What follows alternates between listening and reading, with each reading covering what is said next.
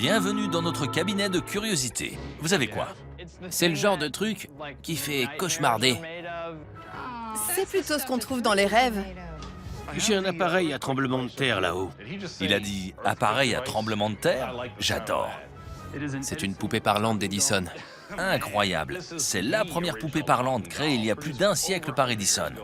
Elle est d'une rareté exceptionnelle. C'est quoi? Disons que c'est volumineux. Je peux?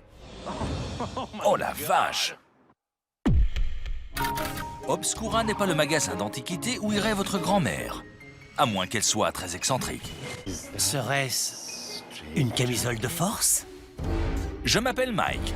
Et moi, c'est Evan. Nous avons consacré notre vie à collectionner et négocier à fouiller et dénicher pour faire de notre affaire une référence en la matière. Voici Cabinet de curiosité. Bonjour. Bonjour.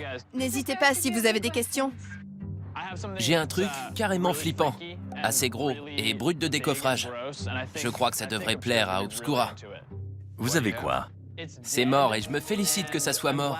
Mais j'en veux pas. J'espère en retirer un peu d'argent. C'est en décomposition? C'est un moulage? Non, pas du tout. Mais c'est le genre de truc qui fait cauchemarder. Ah oui, C'est toujours sympa. oui.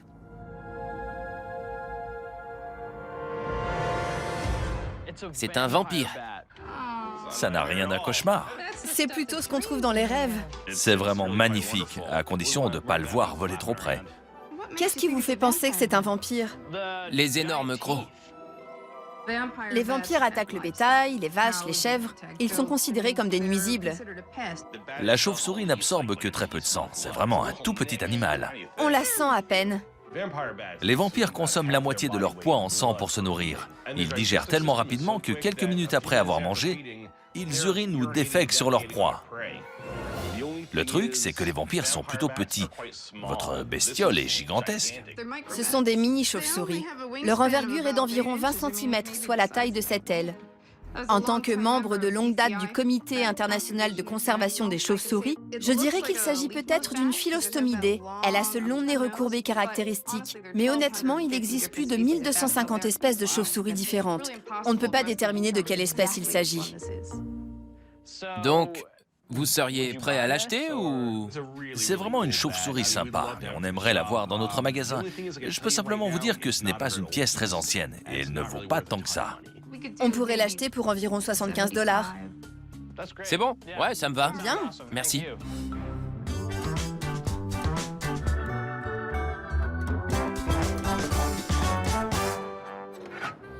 Bonjour. Bonjour. Bonjour, ça va? N'hésitez pas si vous avez des questions. Bien. Je me rends chez Obscura parce que je suis à la recherche de quelque chose d'unique pour l'un de mes projets et si quelqu'un peut m'aider, c'est bien eux. Je suis un artiste et un designer steampunk. D'où votre chapeau. Et les lunettes. Le mouvement steampunk est un courant artistique et de design qui allie l'époque industrielle victorienne au mode de vie contemporain. Quel genre de choses fabriquez-vous? J'utilise la technologie et l'électronique moderne pour les intégrer à des objets de l'époque victorienne. Je travaille sur un projet pour un amateur de jeux vidéo. Je voudrais créer une sorte de jeu steampunk, une manette, une boîte qui puisse être interactive. Peut-être un appareil de charlatan, le genre d'appareil qui vibre, qui envoie des chocs, qui vous secoue. Si je comprends bien, vous espérez trouver un vieil appareil médical qui puisse être intégré dans un jeu? Je peux vous montrer ce que je fais. C'est un objet intéressant. On dirait un magnéto ou un petit générateur. Exact. Ça pourrait aller dans un vieux téléphone et ça génère de l'électricité en tournant la manivelle. Là, on a une petite station de chargement. Ça marche vraiment? C'est un chargeur de téléphone portable. C'est un chargeur de téléphone portable et je l'utilise tout le temps pour le mien. Je viens ici pour trouver de l'inspiration et ça me vient en général quand je vois l'objet. Je vous demande de trouver quelque chose d'intact et qui fonctionne. D'accord. Très bien. C'est beaucoup demandé. Il existe toutes sortes de matériel médical de charlatans datant de l'époque victorienne. Mais c'est dur d'en trouver. Et surtout, ça a un prix. Trouver un objet en état de marche, c'est même très rare. Vous comptez y mettre combien? Si vous trouvez l'objet qui convient, je suis prêt à investir quelques milliers de dollars. Ça me va. C'est faisable. C'est parti? Oui? Tout à fait.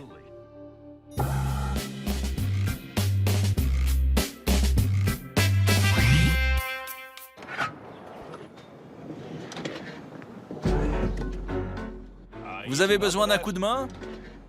C'est pas de refus. C'est quoi? Disons que c'est volumineux. Ça fait un gros carton. Je peux? Oui, ouvrons-le. Oh la vache! C'est gros. C'est énorme! C'est vraiment un truc de fou. Sympa, hein? On le rentre à deux? D'accord. Je collectionne les crânes et les os. En fait, tous les trucs un peu bizarres que je peux trouver. Vous savez de quoi il s'agit? Aucune idée. Ça pourrait être un genre de dinosaure, Ouais. un truc fossile. Vous avez une idée? Je peux déjà vous dire que c'est pas un fossile, c'est de l'os. Si c'était un fossile, ce serait de la roche.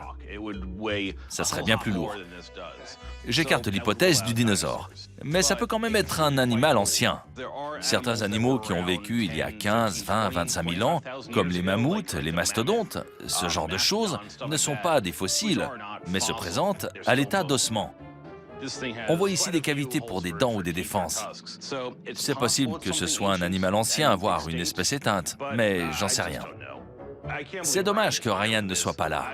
J'ai bien envie d'acheter ce crâne. Mais c'est lui l'expert en ossements et je veux pas faire une offre tant qu'il ne m'a pas donné son avis.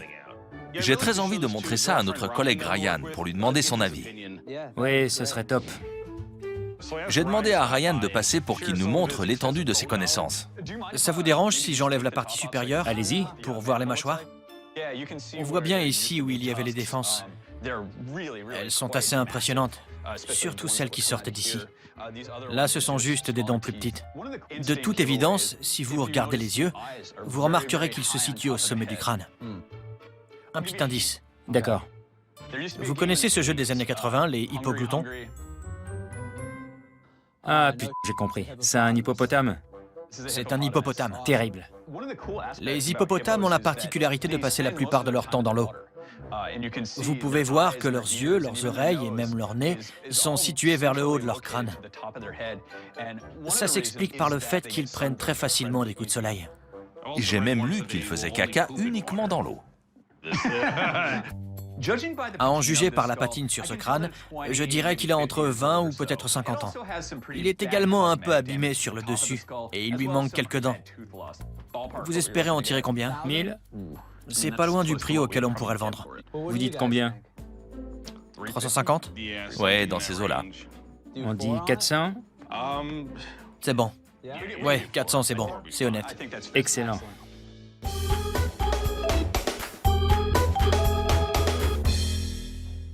On est à la recherche d'un appareil médical de charlatan de l'époque victorienne qui puisse devenir une manette pour un jeu vidéo steampunk. On a une piste avec un collectionneur qui a peut-être la pièce qu'il nous faut. Bonjour, Ça va? vous avez trouvé? Ravi de vous voir, Evan. Mike, enchanté. Moi c'est Cliff, entrez. C'est sympa ici. Merci. C'est superbe. Je suis antiquaire depuis une trentaine d'années. Je collectionne les objets étranges et insolites. C'est une drogue. C'est une pierre tombale de mer. Elle est superbe. Étonnant. Quand quelqu'un mourait, on attachait une corde au sac avec le cadavre et on le larguait à la mer. On appelait ce bois un bois de fer. Le corps plongeait jusqu'à 6 ou 10 mètres de profondeur, ainsi on ne voyait pas ce que les requins faisaient.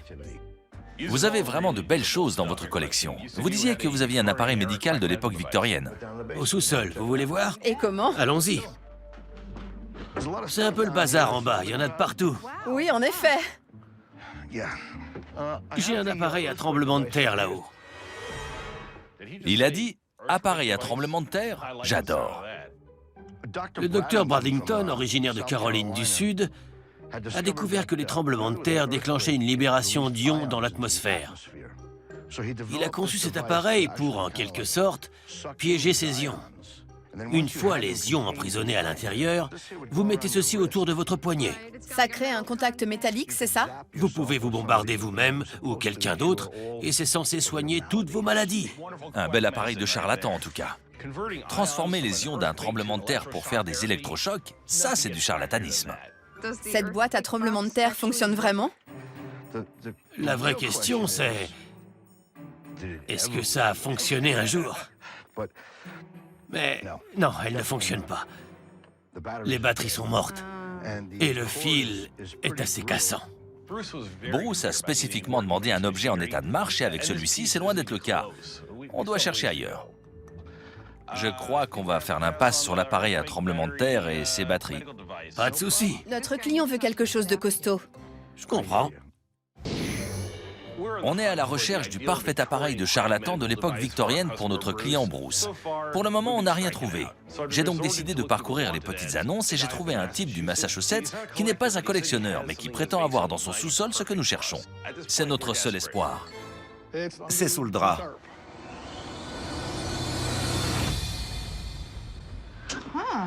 D'accord, c'est une chaise. En effet,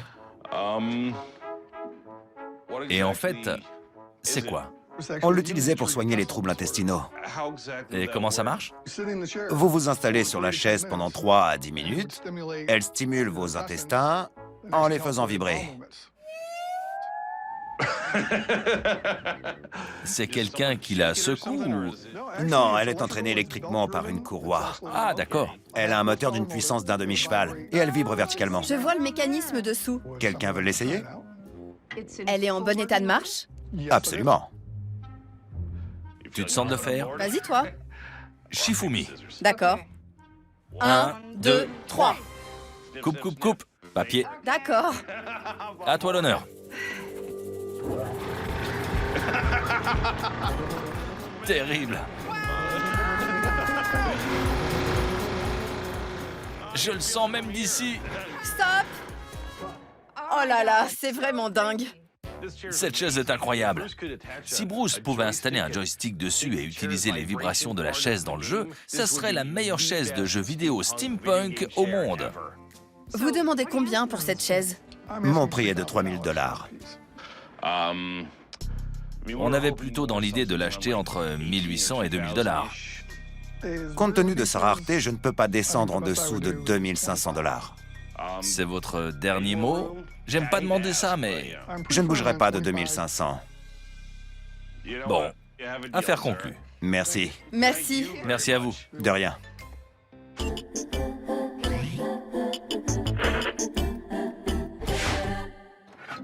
Bonjour. J'ai apporté quelque chose d'ancien et d'assez bizarre. Très bien.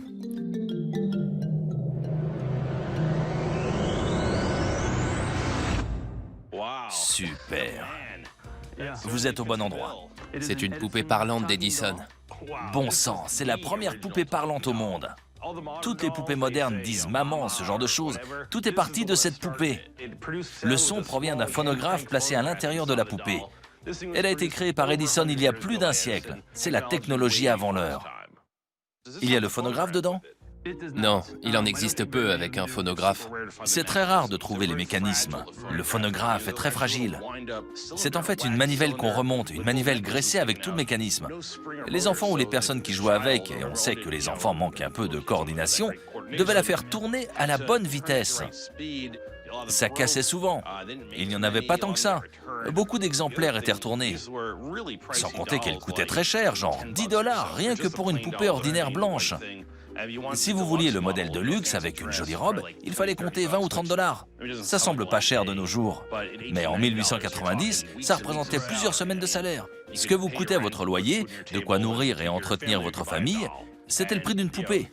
On les offrait aux enfants, ça ne marchait pas, ils les cassaient et il fallait les rapporter. Ils les reprenaient et je crois qu'elles n'ont été construites qu'à quelques milliers d'exemplaires. Et seulement quelques centaines ont été vendus. Oui. Ensuite, beaucoup de modèles ont été construits. Ils étaient bradés. Souvent, il manquait le mécanisme, si bien qu'on le trouve rarement. La poupée d'Edison a été un échec retentissant. Elle n'a été vendue qu'à quelques milliers d'exemplaires. Pour en trouver une dans cet état ou dans n'importe quel état, même sans phonographe, c'est très rare. Et cela a beaucoup de valeur. C'est pas ce qu'Edison a fait de mieux. Ça vous intéresse? Bien sûr, ça nous intéresse. C'est pas trop ce qu'on propose d'habitude. Je prends un peu un risque. Elle est en bon état et irait bien ici, mais c'est pas vraiment ce que nos clients recherchent. Vous en demandez combien? J'ai fait des recherches et j'aimerais bien en retirer dans les 4000 $. Bien. Je dirais plutôt dans les 2000. 3000, ça pourrait le faire? Ouais, 3000, ça me va. On n'en trouve jamais des comme ça.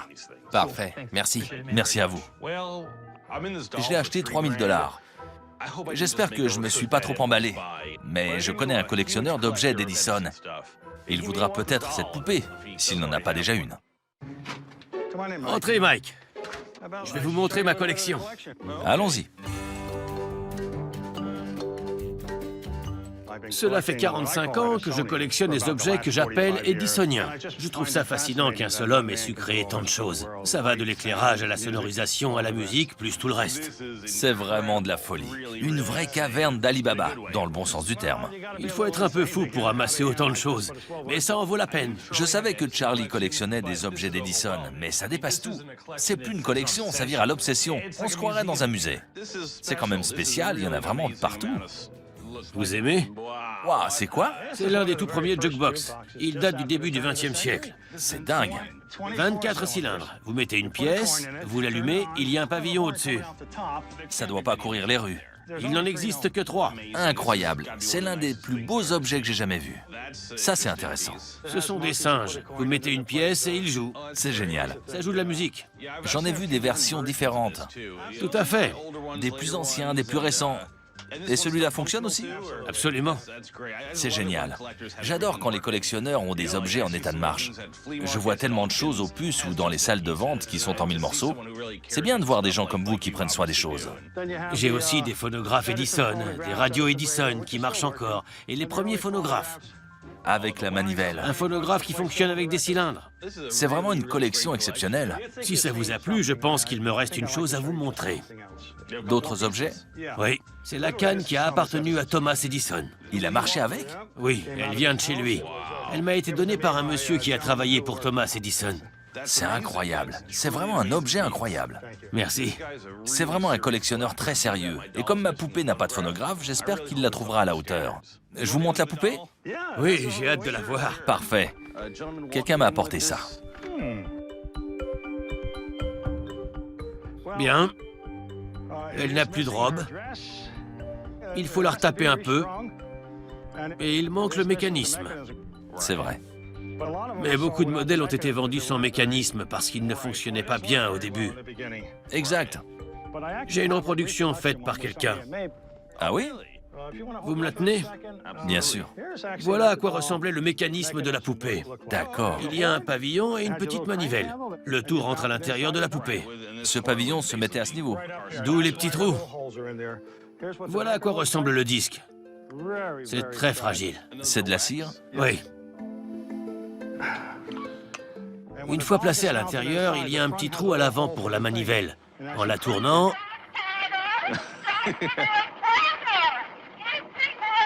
C'est très difficile pour une petite fille. Il faut garder la même vitesse. C'est génial. Le son est horrible. Vous dépensez l'équivalent de 2 semaines de salaire. Votre enfant est tout excité, vous êtes fier de lui rapporter cette poupée, vous la remontez et c'est ce son-là que vous entendez? C'est pour ça que ce sont des objets aussi rares. Je vous pose la question qui fâche. Vous en voulez combien? Je dirais aux alentours de 4000 $. Si elle était un peu plus complète, avec une robe, un manteau, je ne m'attends pas à trouver le moteur à ce prix-là.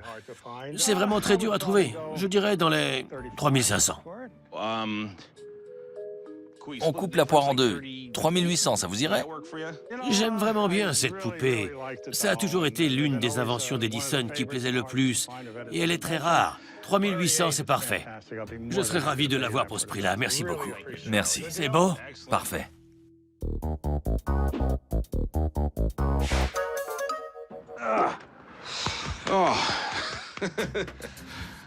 Eh ben, on était à la recherche d'un appareil de charlatan de l'époque victorienne pour le jeu vidéo de Bruce.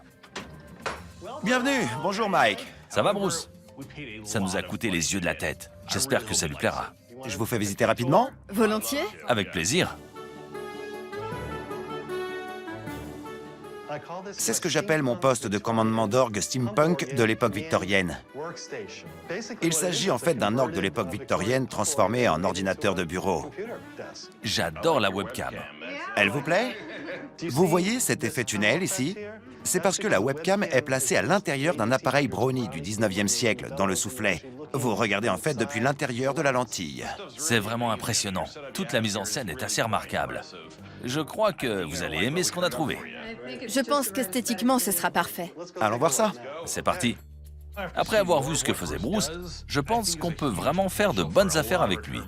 J'espère qu'on a tapé dans le mille. Montrez-moi.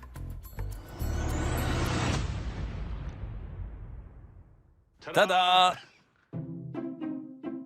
Alors? C'est un instrument de torture ou de plaisir?